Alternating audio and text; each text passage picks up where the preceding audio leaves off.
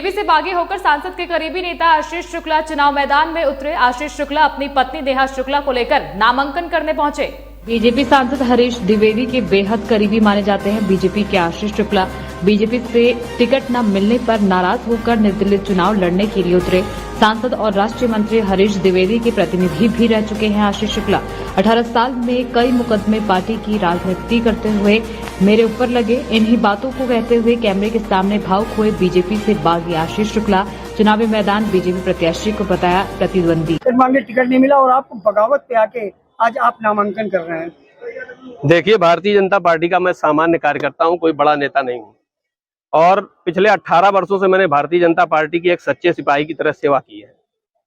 पिछले भी नगर पालिका चुनाव में 2017 के मैं नगर पालिका परिषद अध्यक्ष पद का दावेदार था।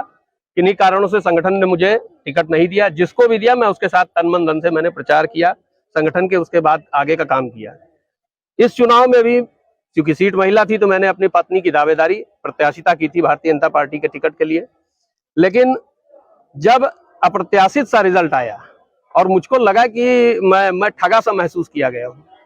मेरी सीट थी और पब्लिक के आह्वान पर मैं माननीय अपने सांसद जी और अपने संगठन के तमाम उच्च पदाधिकारियों से मैंने आदेश लेकर तब मैंने तैयारी शुरू की थी।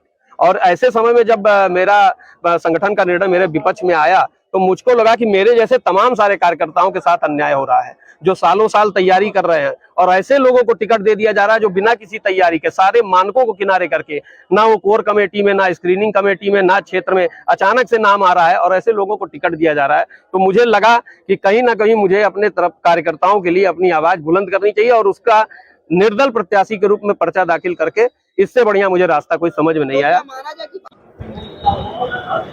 जरूर मिलना चाहिए। अगर उनको लगता है कि मैं सत्य की, ये अन्याय के विरुद्ध न्याय की लड़ाई है, यह असत्य के विरुद्ध सत्य की लड़ाई है। देखा जा रहा है आप भावुक हो गए, कहीं ना कहीं जो पार्टी का लगाव, कहीं कहीं आप अपने आप को छला महसूस कर रहे हैं।